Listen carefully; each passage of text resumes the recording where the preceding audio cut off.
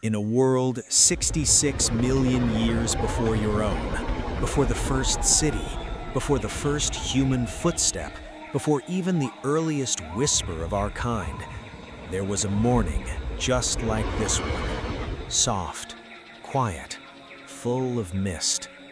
The sun had not yet fully risen over the vast floodplains of what would one day become North America. The sky was painted in slow washes of amber and pale rose, and the air smelled of wet earth, of ancient ferns, of something green and alive and very, very old. And in the shadows of a dense tree line, something enormous was waking up. Her name, if we were to give her one, was Rexy. She was a Tyrannosaurus Rex, fully grown, nearly 13 meters from the tip of her massive snout to the end of her long, heavy tail. She weighed about as much as a large elephant, though she carried herself with a certain quiet dignity that elephants might envy. Rexy opened one amber eye. The forest around her was still humming with the soft sounds of early morning, the distant call of pterosaurs gliding above the canopy, the rustle of small creatures moving through the undergrowth, the slow drip of dew falling from enormous leaves onto the soft ground below.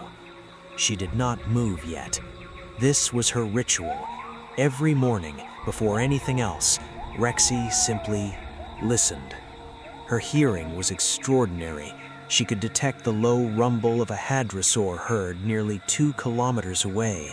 She could hear the particular snap of a branch that meant something large was moving through the trees to the east.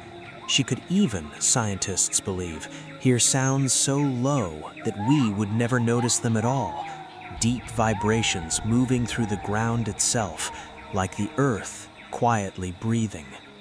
This morning, the forest told her, all is calm. Slowly, with great effort and even greater grace, Rexy began to rise.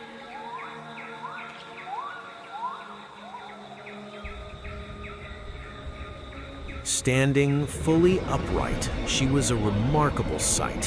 Her body was built for one purpose above all others, and that purpose was power. Her legs were thick and muscular, each footstep leaving a deep impression in the soft mud. Her tail swung slowly behind her for balance, a counterweight to her enormous head, which she held forward and low as she walked. Her arms, those famous tiny arms, were held close to her chest. They were not useless, as people sometimes imagine. They were strong, capable of lifting considerable weight, but they were small, yes, proportionally small. Rexy had made peace with this long ago. She moved through the tree line slowly, her footsteps surprisingly soft for a creature of her size. The ground was damp from overnight rain, and it cushioned each step with a gentle give, like walking on a very thick, very ancient carpet. The early air was warm and growing warmer. Humidity wrapped itself around everything like a soft blanket. Enormous ferns brushed against her sides as she walked, leaving cool traces of moisture on her scales. Rexy was not in a hurry. This is something that people surprises about large predators. They do not spend their days in constant pursuit. They rest, they observe, they move slowly and deliberately, conserving their tremendous energy for the moments that truly matter. She paused at the edge of the floodplain and looked out across the open landscape. The plain stretched wide and golden in the early light. A river wound through it in lazy curves, its banks wined with tall plants that swayed gently in the morning breeze. Farther away, a group of Edmontosaurus, large duck-billed dinosaurs, were grazing peacefully near the water's edge, their movements slow and rhythmic. Rexy watched them, not with urgency, not with hunger, not yet, simply with the calm, patient attention of a creature who has all the time in the world. She lowered herself slowly to the ground at the edge of the trees, her body settling into the earth with a long, quiet exhale. and she waited. The sun climbed higher, and the world grew still. This was the warmest part of the day, and even Rexy, warm-blooded, most scientists now believe, or something close to it, preferred to rest during these heavy midday hours. She had found a spot beneath the wide canopy of an ancient tree where the light filtered down in soft, broken pieces through the leaves. Around her, the forest hummed and buzzed with the small, busy life of insects, lizards, and tiny early mammals who would one day, in the unimaginably distant future, give rise to creatures like you. Rexy's breathing slowed. Her enormous ribcage rose and fell in a long, steady rhythm. Her amber eyes grew heavy, then closed. There is something deeply peaceful about watching a large animal sleep, something that reminds you that beneath all that power and all those teeth, there is simply a living creature, warm and breathing, resting in the shade. Rexy dreamed, perhaps. We cannot know, but her eyes moved slowly beneath their lids, and once, very softly, her tail swept across the ground in a slow, contented arc. The forest kept watch over her.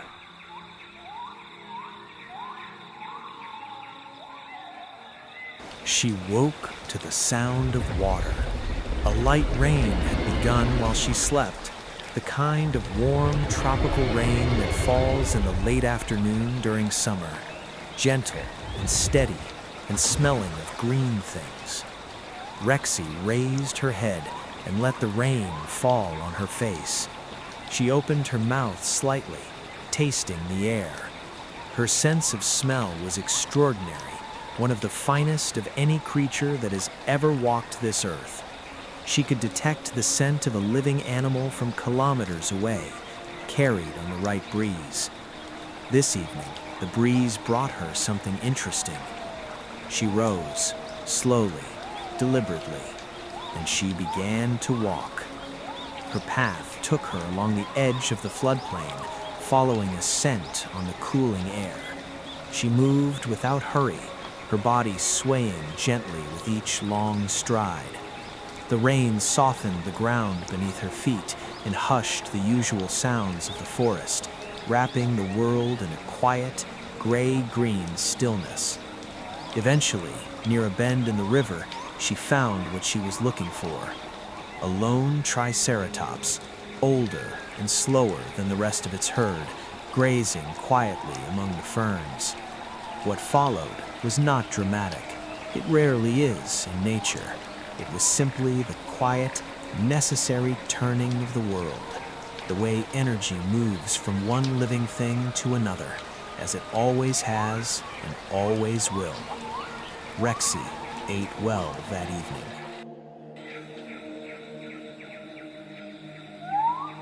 The sun descended slowly behind the western hills, pulling long shadows across the plain.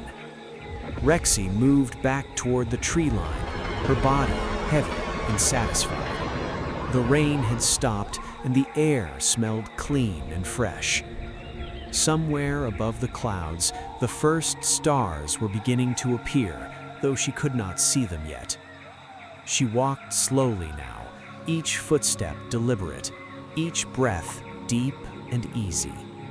At the edge of the forest, she paused and turned, one last long look across the floodplain.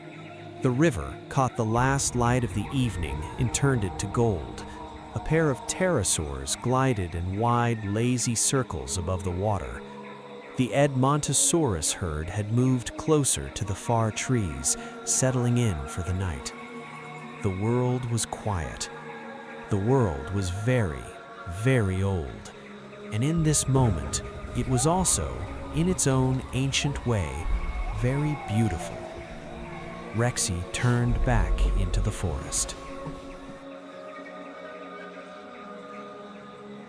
She chose her sleeping place carefully, a sheltered hollow between two enormous tree roots where the ground was soft and dry and the canopy overhead was thick enough to keep out any rain that might return before morning. She lowered herself down, slowly, into the earth. Her tail curved around her body. Her great head came to rest on the soft ground. Her breathing, already slow, grew slower still. Around her, the night creatures were beginning to stir, the small, quick things that preferred the dark. But they gave Rexy a wide berth, moving around her in respectful silence. The forest breathed. The stars turned slowly overhead. And 66 million years ago, in a world we will never see, a Tyrannosaurus Rex named Rexy closed her amber eyes and slept. Good night.